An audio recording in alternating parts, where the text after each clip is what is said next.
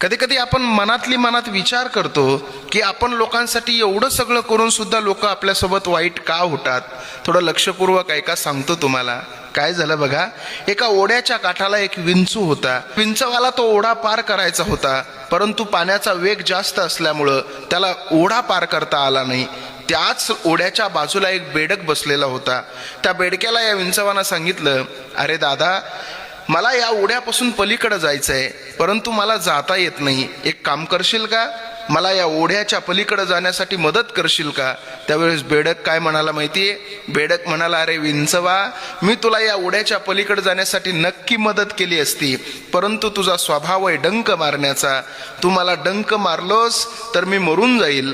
त्यावेळेस विंचू म्हणायला लागला, अरे बेडका, मी कसा तुला डंक मारल. ओढ्याच्या पलीकडे जात असताना मी जर तुला मध्येच डंक मारला तर तू बुडशील, पण तुझ्यासोबत मला